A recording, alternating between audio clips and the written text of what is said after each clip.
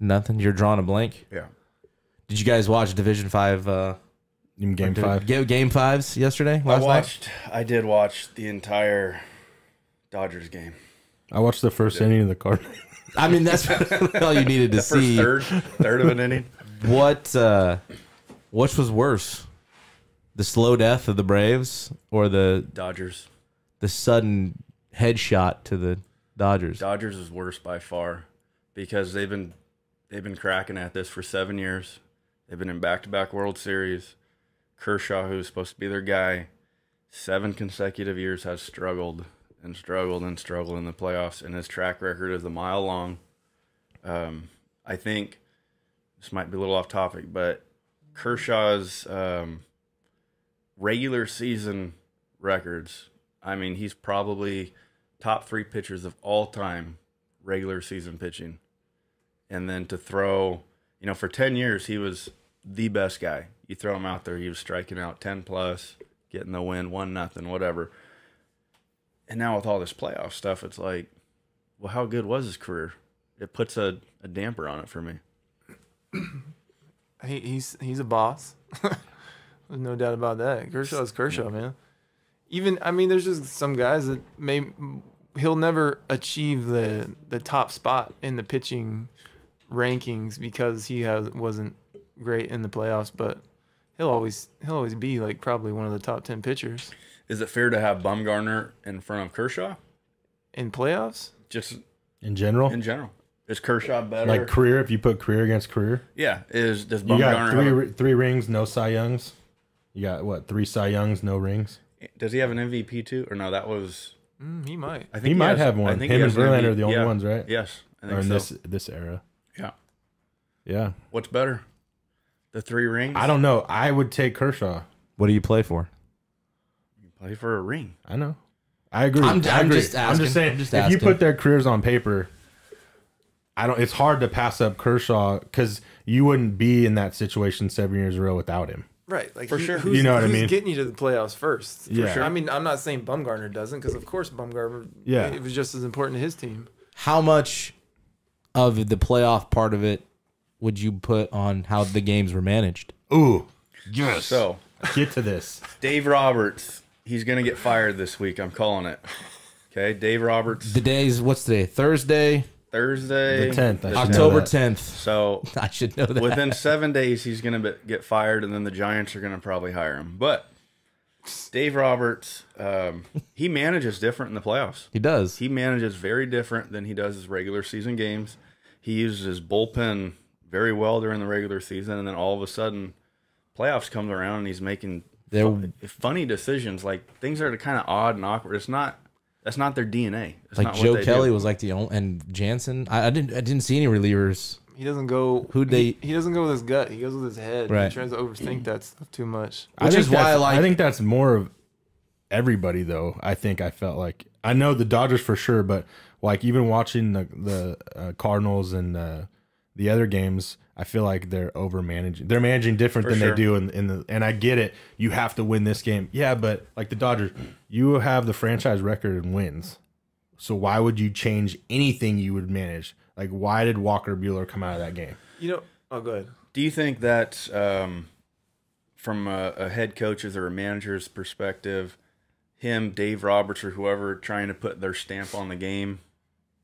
Like, look at me. Look at like, me. I'm making this, me. I'm making. I won this game. See, I think it goes back to that 2014 Giants Royals series, where I don't think anybody else would have put Bumgarner in for 48 innings in the World Series or whatever he pitched. When coming in relief twice, and he had 3 wins, didn't he? Yeah. Yeah. Well, the only other time that happened was Schilling and Johnson, the Diamondbacks. Yeah, that's true. But that was kind of like a one-off, but this seemed to stick with people, and for whatever reason now everybody kind of wants to measure up to them, and maybe it even started with the Royals bullpen with that they had that crazy good 3 Ventura Herrera. Ventura was in there too, and Wade Davis and Greg Holland. Yep, those 3 guys were filthy, and once you got to the 6th inning, or the 7th inning, if you were down, you were game over against them. But I don't know, somehow the Giants neutralized it, and Bumgarner was like the the cure to the problem. So after that, I feel like everybody started to try and really tinker, especially in playoffs. Like with Andrew Miller, I think a year or two after with the Indians, he pitched like 75 times, and he kind of got blown out. He got bit. abused. Yeah. Yeah, he did get a little abused. I agree with that. Yeah, going back on the Braves, though, to more answer that question, you know, the Braves are a really young team. They had a great season.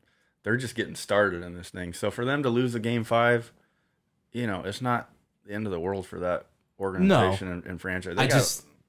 You know, you don't wake up anticipating that kind of outcome, obviously. Right, but the Braves just aren't as big as market as the Dodgers. Maybe they are. Braves are pretty big around the country, but and I know their fans weren't leaving the game after 10-0.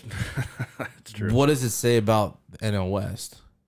Is it just bad? I mean, it's bad, obviously, but because like a team like Colorado blows me away. Maybe it's just because they don't have any pitching. Because that offense should be. They've never really been able to get good pitching. Like, you think as far back as you want. Like, they would try and bring in big time free agents like who was it? Mark Hampton. They tried to sign and he flamed out super hard. And I think before that it was like Denny Nagel. There's been a ton of guys that they've tried to bring in and just none of them pan out. I think part of it's just that it's Colorado and it's harder to pitch there. Who was the guy who won like 20-something games for him like 5 years ago?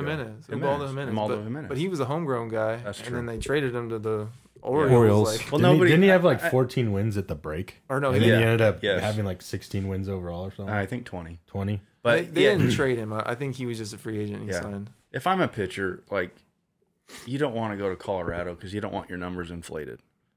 So, I mean, unless they're giving you more money than the Yankees can give you, or you can grow it yourself, which they can't. Right. You know, you're not going to go there as a pitcher. If you're a free agent, that's not a destination for you. Yeah, I would agree. I'm trying to go hit there, though. Yep. Yep. They don't have a problem locking up offensive guys. No, and their offense is pretty legit. And they're homegrown too. They know how to find hitters. Arenado's homegrown. Blackman's homegrown. I mean, those are their top two guys, and they can swing it. Story too, homegrown. Yeah. Going back to the Braves, we also tweeted out about Flaherty, and it was wasn't so serious, but shout out Jared Halpert on that one. Do you start? Do you put him in the game after your team puts up 10 in the top of the first? And I meant more along the lines of how long do you let him go?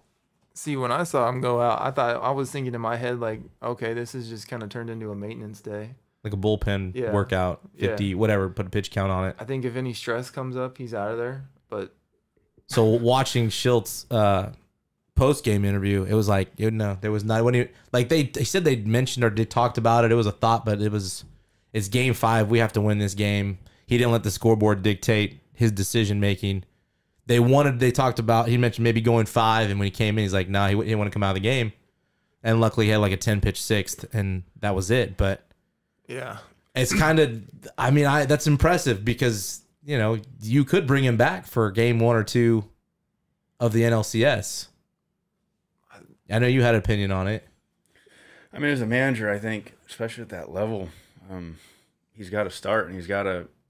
I don't think he needs to, throw 7-8 innings, but I think he's got to go 4 or 5 innings, solid. Real quick though, before you go further, excuse me, it's different, and obviously, what is your preparation prior to a game as a pro? I mean, in high school, you go do a couple foul poles, whatever, you get loose, and you hit your bullpen, and 10 minutes before the game, and you're already firing away. Does it start? That game was at 2:00 Pacific time. I mean, is it 3 hour the night before? When does the prep start? And then as he gets to the field, do you get early on your starts?